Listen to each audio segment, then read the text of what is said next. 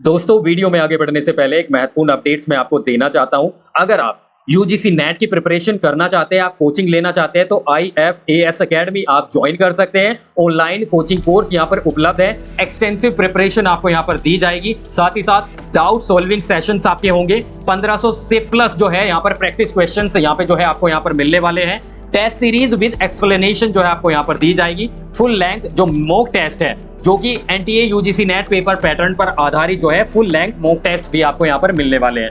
साथ ही साथ जो है यहाँ पे इंडिया जो बेस्ट फैकल्टी है वो आपको यहाँ पर मिलने वाली है। अच्छा कोचिंग मटेरियल जो है आपको यहाँ पर मिलेगा। तो आप जो है IFAS एकेडमी को आप ज्वाइन कर सकते हैं। ज्वाइन करने के लिए जो है मैंने डिस्क्रिप्शन बॉक्स में जो है लिंक प्रोवाइड कर दिया है। आप लिंक पर क्लिक करके जो है इस कोर्स को जो है ज्वाइन कर सकते हैं।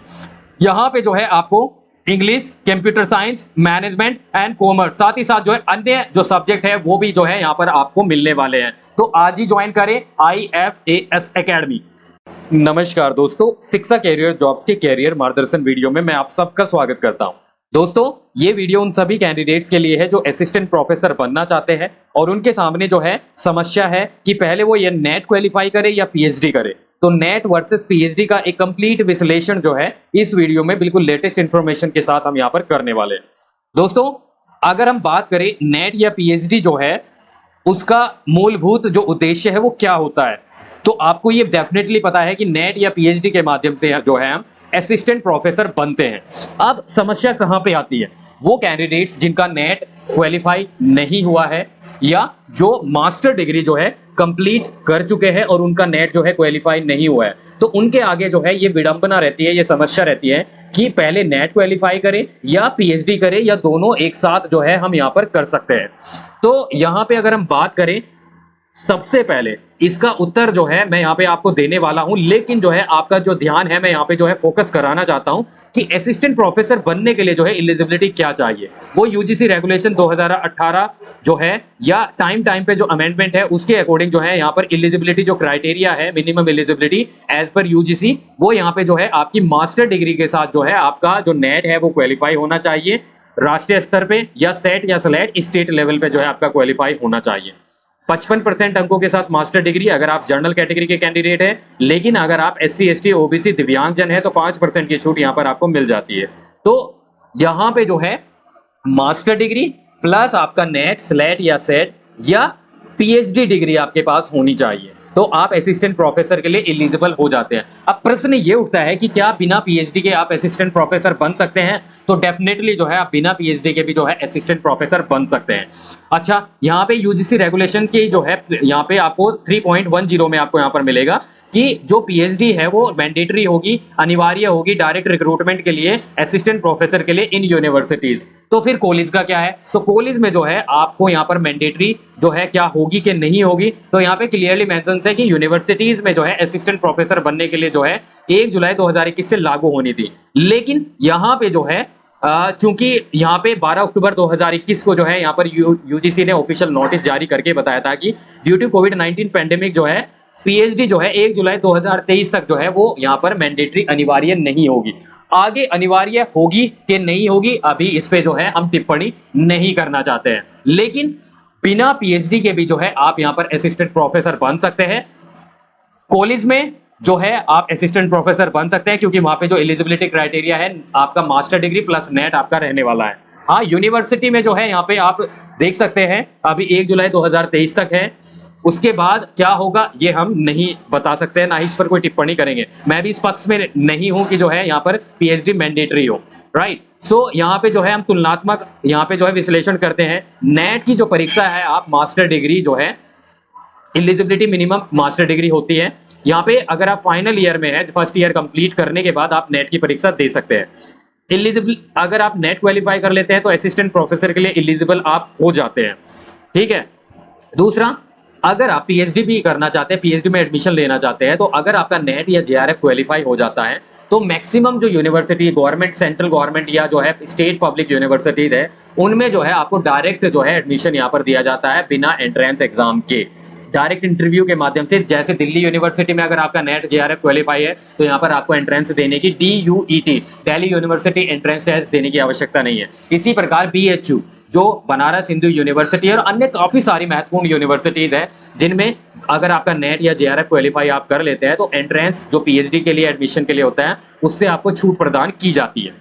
सबसे महत्वपूर्ण जो है, अगर आप यहाँ पे जेआरएफ क्वालिफाई कर लेते हैं या नेट क्वालिफाई हो जाता है आपका, तो यहाँ पे जो है आपको फेलोशिप का प्रावधान होता है। अगर आप पीएचडी में एडमिशन लेते हैं, यहाँ पे आपको जेआरएफ क्वालिफाई करने पर 31,000 प्लस जो एचआरए है प्लस कंटीजेंसी अमाउंट है वो यहाँ पर मिलता है। तो आपकी जो है बिना जो है यहाँ पर फेलोशिप के माध्यम से ही जो है बिना एक पैसा लगाए जो है अपनी जेब से आपके यहाँ पर जो है पीएचडी आपकी हो जाती है। तो कितना बड़ा जो है फायदा यहाँ पे आपका है।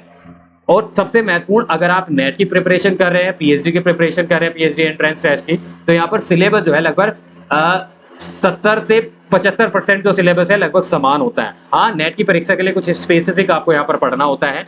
वहीं पे अगर मैं बात करूं, अगर मास्टर डिग्री के बाद जो है आप यहाँ पर एडमिशन लेना चाहते हैं, यानी कि पीएचडी के लिए जो मिनिमम एलिजिबिलिटी है मास्टर डिग्री 55% अंकों के साथ जर्नल, और अगर आप रिजर्व कैटेगरी से ओबीसी है, एससी एसटी है या दिव्यांगजन है तो 50% अंकों के साथ मास्टर डिग्री होनी चाहिए। एडमिशन आपको एंट्रेंस एग्जाम के माध्यम से यहाँ पर आपको मिलेगा, फिर इंटरव्यू होगा, उसके बाद एडमिशन यहाँ पर आपको मिलने वाला है। ठीक है, फाइनल ईयर में है या पास कर चुके हैं कुछ यूनिवर्सिटीज, फाइनल ईयर के कैंडिडेट्स को भी जो है पीएचडी एंट्रेंस टेस्ट में जो है अपीयर होने के लिए जो है यहाँ पर अलाउ करती है। ड्यूरेशन जो है पीएचडी का यहाँ पे कम से कम 2.5 से 6 साल जो है आपके यहाँ पर लगते हैं, एज पर न्यू जो ड्राफ्ट है 2022 रेगुलेशन जो पीएचडी का है। पीएचडी करने के बाद आप असिस्टेंट प्रोफेसर के लिए एलिजिबल हो जाते हैं। आप फाइनेंशियल एंड टाइम इन्वेस्टमेंट जो है यहाँ पर आपको खुद करना होता है, मतलब टाइम का तो इन्वेस्टमेंट आपको करना ही होगा, बल्कि फाइनेंशियल जो फीस है, काफी मोटी फीस जो है यहाँ पर लगती है। अगर आपका नेट या जेआरएफ क्वालिफाई नहीं है तो फेलोशिप आपको नहीं मिलेगी, और यहाँ पे जो है यहाँ पे आपको काफी मोटी फीस यहाँ पर आपको देनी होगी। फेलोशिप जो है आपको नेट या जेआरएफ क्वालिफाई करने के बाद ही मिलेगी। जेआरएफ के बाद तो फेलोशिप मिलनी है, लेकिन कुछ यूनिवर्सिटी ऐसी है, पब्लिक यूनिवर्सिटी, जिनमें नेट क्वालिफाई करने के बाद भी नेट फेलोशिप का प्रावधान होता है। सो यहाँ पे जो है सिलेबस मैंने बता दिया। तो एक तरफ आपने देखा कि नेट जो आप क्वालिफाई कर लेते हैं तो क्या क्या बेनिफिट जो है आपको यहाँ पर, क्या क्या महत्वपूर्ण जो है बेनिफिट आपको मिलते हैं। दूसरी तरफ आपको यहाँ पर पीएचडी का मैंने बताया, साथ ही साथ जो है ये नया रेगुलेशन 2022 जो है ड्राफ्ट यूजीसी रेगुलेशन पीएचडी के लिए हुआ था। एंड यहाँ पे जो है मैं एक और कंपैरिजन आपको यहाँ पर कर देता हूँ। यहाँ पे पीएचडी अगर आप कर लेते हैं, जब डायरेक्ट रिक्रूटमेंट होता है असिस्टेंट प्रोफेसर का, लेफ्ट साइड में यूनिवर्सिटी का आपको दिख रहा है, तो वहां पे जो है कोई रिटन एग्जाम नहीं होता, आपको यहाँ पर इंटरव्यू के लिए शॉर्ट लिस्ट किया जाता है। अब किस प्रकार से शॉर्ट लिस्ट किया जाता है, ये यहाँ पे क्राइटेरिया है। अब इस क्राइटेरिया में जो है जिनके पास पीएचडी डिग्री है उनको 30 अंक अधिक दिए जाते हैं, वेटेज, एक्स्ट्रा वेटेज दिया जाता है जिनके पास पीएचडी डिग्री होती है। यूनिवर्सिटीज में असिस्टेंट प्रोफेसर का शॉर्ट लिस्टिंग इंटरव्यू के लिए यहाँ पर 30 अंक अधिक वेटेज दिया जाता है पीएचडी वालों को। नेट क्वालिफाई है तो 5 अंक दिए जाते हैं। इसी प्रकार से अगर आपका सिलेक्शन शॉर्ट लिस्ट आप किए जाते हैं असिस्टेंट प्रोफेसर के लिए कॉलेज में, तो यहाँ पे 25 अंक वेटेज, एक्स्ट्रा वेटेज आपको यहाँ पर दिया जाता है पीएचडी वाले होल्डर जो कैंडिडेट हैं उनको।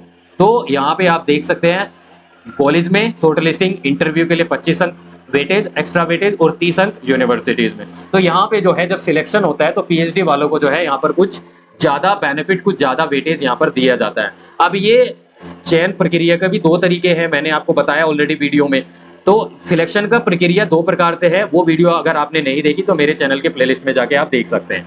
राइट, सो यहाँ पे जो है पीएचडी जो है आपकी मैंडेटरी, अगर मान के चलिए 1 जुलाई 2023 के बाद अगर हो जाती है, अनिवार्य हो जाती है, वैसे तो चांसेस जो है मेरा जो व्यक्तित्व जो एक्सपीरियंस है वो नहीं, मे बी नहीं हो, बट ये है कि अगर हो जाती है तो यहाँ पे 2 केस हो जाते हैं। जब आपके पास सफिशिएंट टाइम होता है, आपकी जॉब नहीं लगी है, आप यहाँ पर पढ़ रहे हैं। दूसरा, जब आपके पास टाइम नहीं हो, वर्किंग प्रोफेशनल हो, आपके पास समय ना हो। तो पहले केस की बात करें तो यहाँ पे जब आपके पास समय होता है तो यहाँ पे आप नेट और पीएचडी एंट्रेंस टेस्ट की प्रिपरेशन जो है एक साथ यहाँ पर आप कर सकते हैं, कोई दिक्कत, कोई प्रॉब्लम नहीं है। दूसरा, जब आपके पास समय नहीं होता है तो मैं यहाँ पर आपको सजेस्ट करना चाहूंगा कि आप दोनों की प्रिपरेशन एक साथ नहीं करके आप नेट की प्रिपरेशन सबसे पहले करें, आप नेट क्वालिफाई करें, क्योंकि अगर आप पीएचडी यहाँ पे प्रिपरेशन करेंगे तो डेफिनेटली जो है नेट क्वालिफाई होना थोड़ा मुश्किल आपका हो सकता है। दूसरी, यहाँ पे आपके मन में एक प्रश्न आ रहा होगा कि जो है सर क्या हम दोनों पहले पीएचडी में एडमिशन ले लेते हैं उसके बाद नेट की प्रिपरेशन या क्वालिफाई कर लेंगे। तो मैं आपको बता देता हूँ, मैं आपको सावधान कर देता हूँ। देखिए, पीएचडी कोई छोटी मोटी पढ़ाई नहीं है। यहाँ पे आपको थेसिस लिखना होता है, यहाँ पे आपको बहुत सारा जो आपका गाइड आपको गाइड करेगा, काफी सारी जो मल्टीपल एक्टिविटी है आपको यहाँ पर करनी होती है। तो यहाँ पे आपको दो दो नाव में आप सवार ना हो, आप पहले जो है निश्चिंत होके नेट क्वालिफाई कर ले, उसके बाद ही पीएचडी आप यहाँ पर करें। क्योंकि अगर नेट क्वालिफाई कर लेंगे तो डेफिनेटली जो है आपको ये सारे फायदे, चाहे वो फेलोशिप हो, चाहे आप असिस्टेंट प्रोफेसर के लिए एलिजिबल हो जाएंगे। और मैं तो ये कहता हूं कि आप जो है ना पहले नेट क्वालिफाई करके जो है आप एज ए गेस्ट फैकल्टी या आप जो है यहाँ पर आप असिस्टेंट प्रोफेसर की जॉब ले ले, उसके बाद जॉब में रहते रहते भी आप जो है पार्ट टाइम पीएचडी आप कर सकते हैं, अगर आप पीएचडी ही करना चाहते हैं। तो इस प्रकार से जो है मेरा जो बेस्ट सजेशन यही है कि आप फालतू के चक्कर में ना पड़ के सबसे पहले आपकी जो प्रायोरिटी आपकी होनी चाहिए, अगर आप मास्टर डिग्री कंप्लीट कर चुके हैं या आप जो है अभी आपके सामने दो रास्ते हैं, या तो पीएचडी या नेट क्वालिफाई करना, तो सबसे पहले आप नेट क्वालिफाई करें, उसके बाद पीएचडी के बारे में आप सोचें। अच्छा, अगर आप फर्स्ट ईयर में हैं, फर्स्ट ईयर में ही आप नेट की प्रिपरेशन, जैसे आप एडमिशन ले लेते हैं फर्स्ट ईयर में ही नेट की प्रिपरेशन स्टार्ट कर दें, जैसे सेकंड ईयर में आएंगे आप नेट क्वालिफाई आप हो जाएंगे। डेफिनेटली ये स्ट्रेटेजी बेस्ट है जो मैंने ऑलरेडी वीडियो में यहाँ पे आपको बताया। तो आई होप ये वीडियो जो आपके लिए काफी हेल्पफुल रहा होगा। अगर अभी तक चैनल सब्सक्राइब नहीं किया तो चैनल को जरूर सब्सक्राइब करें और घंटी वाला बटन दबाना ना भूलें। और आप हमें फेसबुक पेज, इंस्टाग्राम और टेलीग्राम पे भी ज्वाइन कर सकते हैं, लिंक मैंने डिस्क्रिप्शन बॉक्स में दे दिया। अच्छा, ऐसी ही वीडियो पाने के लिए चैनल को जरूर सब्सक्राइब करें, ऐसी ही वीडियो आपको यहाँ पर मिलती रहेगी। चलिए, थैंक यू।